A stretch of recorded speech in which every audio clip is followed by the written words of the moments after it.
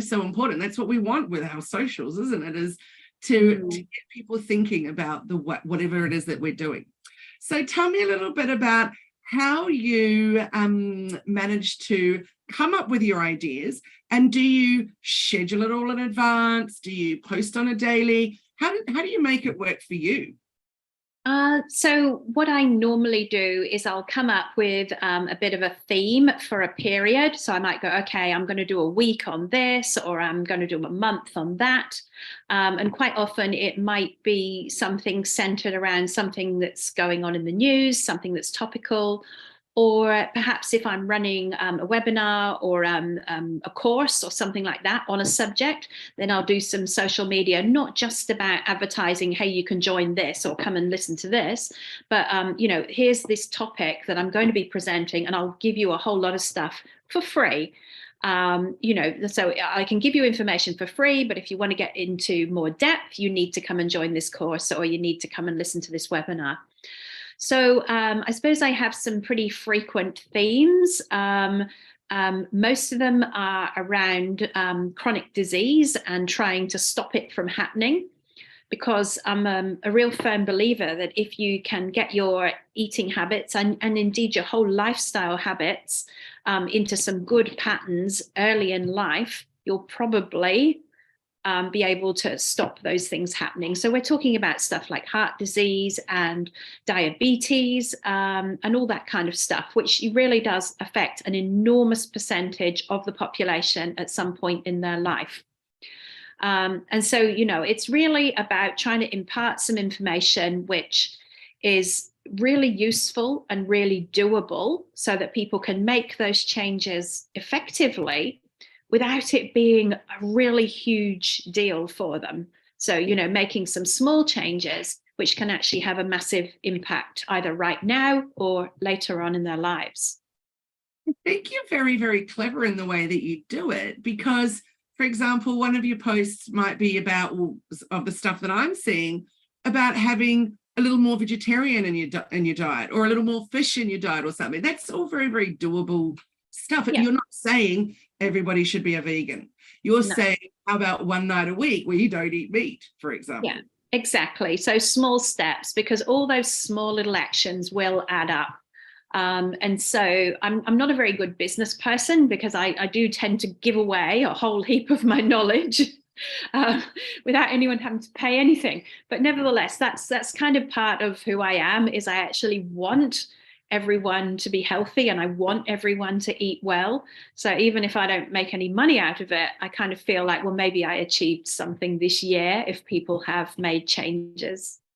I just love that thought around how you share, because at the end of the day, giving is really what's at the crux of what we're here on earth to do, isn't it? Absolutely. And obviously we do still need to earn money, but I'm a big subscriber to the client attraction style of marketing. So therefore, I'm putting it out there. You're deciding, am I the right person that you might want to work with? Let me give a free webinar, a free workshop, a free this and that, free info in my socials, and then come along, learn from me. And then if it feels right and it's the right time, then you might want to sign up to whatever. So it sounds to me that you and I are very much on that same page. And that sharing of abundance. Yeah, well, that's right. And so in terms of how I then do it physically, I do tend to make all my little tiles, and to do perhaps, 5 days at a time or a week at a time, and schedule them all, because I find it works better in my brain like that. Whilst I'm on a topic, I'll usually, do information in dribs and drabs. Like, the topic this week is heart health, and on Monday I give you a tiny bit of information, and on Tuesday I give you a bit more, and on Wednesday a bit more. Just kind of bite-sized pieces, so that it's not like, wow, here's 10 paragraphs on what you can do. It's more like, okay, here's a line on Monday, and here's a tip on Tuesday, and so that it just builds up over a week. I love it. And when you think that, of course, not everybody sees all your posts. So it would be awful if you only ever did one post about the Mediterranean diet, or one post about Eat the Rainbow or whatever, because I might not have been on socials that day, and then I miss it. So it's a really great concept of strategy of how you're running it. I love that. So do you actually enjoy the social side of it and the marketing side of your business? There are aspects I do enjoy. I enjoy creating the themes and making the tiles and writing them. I don't enjoy the actual scheduling and the nuts and bolts of it very much. I just find that super annoying because half the time, the social channels get it wrong and only post half of it. And, it's just. I know. Are you using Meta Business Suite? Yes. It can be a little glitchy for sure. Yeah. A little frustrating indeed. We just had a new client that we've been onboarding, and what do you know? Her first posts didn't go out. Yeah. Very, very annoying. Also, they keep introducing new features. For example, now you can schedule a reel, but you actually can't, or stories, for example, but you can't add stickers, or they're very, very limited in what you can add. Yeah. Yeah. And I find that whole thing, that discrepancy between what you can do on your phone and what you can do on your computer, super annoying. I'm like, why? Some people use one, some people use the other. So let's just all be able to do the same stuff. Yeah, I totally agree. So tell me, Corinne, what's one of the favorite things about you that you love about running your business? I suppose what I love is getting to see change in people's lives. And I love it when they come back to me after, we've had a series of consultations or they've been on a course or something, and they come back and they go, you know what, I'm just so pleased I did that. And I've made this change and I've made that change. And this is what it means to me. And they're just feeling so much more positive about the way they're living and how they're feeling. And sometimes, I might have actually, changed their life radically. And that's certainly the case for people, for example, with irritable bowel syndrome. I've been able to radically change their lives, and they've just been so thankful that they can now live a more normal kind of life without everyday real stresses around what their body's going to do to them when they eat. How extraordinary. I would totally agree with you. There's nothing better than that feeling when you've made a difference in someone's life. So wonderful. So do you work with people in person or just online, or how does that work for you? Yeah, it can be either one. So if people are local, then I would probably prefer to see them face to face. I don't have an office that I go to as such, but I'm really flexible. I can go to them if they feel more comfortable in their own home. They can come to me in my home, or we can just meet somewhere. But I find that usually people don't want to talk about what they eat and their bowel habits in a cafe. But yeah. Equally, we can do it on Zoom as well. Oh, funny. So how long have you been in business for, Corinne? Yeah, that's a good question. I think it's probably around about 6 years now. Fantastic. And what's your favorite thing about not necessarily your business, but being a business owner and being your own boss? Oh, definitely the flexibility. And I love that I can just change things as much as I want. So if I decided tomorrow that I was going to be a nutritionist who only focuses on vegetarianism, I can just do that. You don't have to go through levels of bureaucracy and committees and all that. You just go, that's what I'm going to do. And you just do it. So I literally love that. Change your website and change your messaging, and off you go. Do whatever you want. So good. So speaking of that flexibility and being your own boss, you've recently just been on an amazing trip for quite some time. So how do you, as a business owner, work that out? Do you have that laptop lifestyle and work while you're away, or what do you do with the business? Well, yeah, it depends how long I'm going for. If I'm going away for a week, then I would normally just make sure I have no client meetings in that week. And I would just schedule all my posts. And so social goes on as though I'm there. And I might just check in every couple of days and, respond to comments and so on. But if it's a longer holiday, then I just make a post saying, I'm going on holiday. See you later. Because I think it's important that people understand that small business owners are real people who need to have a break And not only from seeing clients, but from doing social media as well. Because, sometimes you just need to switch off entirely and just move away from everything work related. And I'm a strong believer that that's actually very good for you mentally. Three more. And what I've really noticed with, I was going to say age, but I don't think it's necessarily anything to do with my age. I think it's the fact that socials have been around for so long now, and they're just an ingrained part of what we do. So for me, I've really enjoyed having a complete break. Some weekends I literally just don't even open an app at all on my phone and just really enjoy not looking at it. I think also because our feeds have changed so much. So we no longer just see stuff from our friends anymore. And our friends are posting less, and or some of them are anyway. We're seeing more ads, and so it's socials are a very different experience than what they were 5 or 10 years ago. Yeah, I agree. Yeah. And I think more people of our age are becoming better at being on them and being off them, and taking time out, and nobody minds. We all understand. Yep, it's all a bit much sometimes. And if you step away, no one thinks you're being offish. They just say, yep, they're having some time out.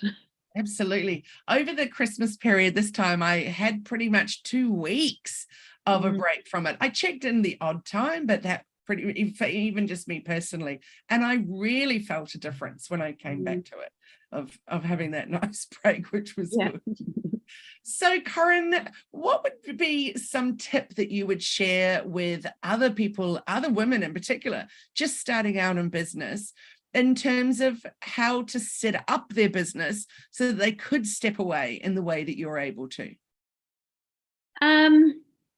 That's an interesting one. I mean, it's very easy for me because I'm only a one-person business. I suppose you just got to have all your tools set up so that you can do scheduling. Your socials aren't reliant on you doing them every day, and just make sure you have a good client diary so that you don't plan to go away for a week and then find you've got 2 people coming in to see you and like, oh dear, either I've got to cancel them and now I can't go. But I don't think it hurts anyway to say to people, I can't see you that week. You don't have to tell them you're on holiday. You can just pretend you're too busy. I've too many clients. It'll have to be the following week. And then that's that thing of, oh, I'd better get to see her. She's so popular. Yeah, absolutely. And I've been seeing this medical center where you see the naturopath and the doctor at the same time. And it's always 6 weeks out before I'm able to have a session with them. So, which is pretty frustrating, but it also makes you realize, well, I've got to get on and book. If you're available tomorrow, then you don't feel any kind of urgency. No, that's true. But I guess it is fairly frustrating if you have some kind of acute problem that's really troubling you right now, because 6 weeks' time, it might have gone away or killed you, Yes, that's so true. And that's definitely why I would not use them as my regular one. But, to look at the overall stuff is. Yeah. But I mean, the beauty of working from home is like I try to be flexible. And if people are working full time, I'll go, well, I can see you at the weekend, or I can meet you in the evening. Because it doesn't matter to me, because then that just frees up time during a day when I can do something else. Because if I'm at home, there's a lot of other things, including weeding, that I could be doing. Oh, you were thinking weeding. I was thinking about your donkeys. Oh, yes. Coming. You've got a lot of wonderful things happening on your property there. So, I can imagine there'd be lots of other things that you'd like to do. So as a final question, what would be your top tip that you could share with other women in business that you do to stay passionate about what you do? All right. Well, to stay passionate, I would definitely say that you have to keep checking in that your business model is still suiting your lifestyle. So if you've become so crazy busy that you're no longer enjoying it, it's just drudgery, then, maybe it's time to cut down or stop or employ someone else to help you or whatever. So I think, to create a work-life balance, because, when you are a one-person company, you can start being all things to all people, and you are the accountant, and you are the cleaner, and you're the everything. And that can be a bit overwhelming. So just, I mean, if you are financially able, then have some work-life balance where you can either outsource things, or you can cut down how much work you take on. Just to keep in mind that really at the end of the day, your health is worth more than anything. And if you do get ridiculously busy and you don't have any space for self-care or for relaxation or for doing other stuff that you enjoy, then really you wonder, why are you even doing this job? Absolutely. It's about setting those non-negotiables, isn't it? So for me, for example, 3 mornings a week at the gym, that's a non-negotiable. 1 night a week at ukulele, that's a non-negotiable. So no matter how busy I am, I absolutely have to attend those things, because those are my non-negotiables. So it's different for everybody though, isn't it? Some people think, it might be that you stop for an hour for lunch each day. Well, for me, I'd rather just keep going, because you know, I get it done and then I can go off to ukulele, for example. Yeah, well, that's right. I said that was the last question, but I've got one more question, and that's particularly around nutrition. And as soon as I said lunch, it made me think about it. So what would be a tip that you could share with everybody about, if you're a busy person and you just want to get that day done of your workload, what would be something, if we don't stop and actually cook a meal or something, what's your top tip for having a really nutritious lunch? Well, I would probably either the night before cook a little extra so that you can just pop something in the microwave or eat it cold, or at breakfast time, make something. And it can be as simple as a salad sandwich, like it'll take you 2 or 3 minutes, so that at lunchtime you don't go, oh, I'm too busy, I'll grab that bag of chips. You have something, there it is. All you have to do is eat it. And if you can type one-handed, you can carry on working while you're eating it. So I would say, thinking ahead and having something that's ready to go. Don't skip lunch. Oh, I think that's a great tip. I'm going to add to your tip, and this is just what I do, is that I find emails can be a bit overwhelming. I'll check my emails each morning, but there's just so many things I'm subscribed to, and it's flooding in. So generally speaking, while I'm eating my lunch is when I'll go through the emails and read maybe a newsletter or something, and then just delete them once I've done. It doesn't involve talking, and it doesn't involve needing hands. So it's a great time to have lunch. So yeah, if you're someone that likes to sit and eat at your desk, then that it's good to get something done anyway in that way. True. Very good, Corinne. Well, so wonderful to chat with you, as it always is. Thanks so much for sharing your time with us, but also thanks for sharing your tips and insights, because it's so wonderful to watch your business grow and evolve. And as I said, I love your social posts. So make sure, everybody, that you're following Corinne at Goodness Me Nutrition. We'll have all the details where you can connect with Corinne in the caption. But Corinne, again, thank you so much for joining us. And it's wonderful having you as a positive, passionate businesswoman and part of our huddle. Oh, thanks, Kylie. No, it's been lovely to spend this time. Awesome. Well, you have a fabulous afternoon, and I look forward to catching up with you soon. Thank you.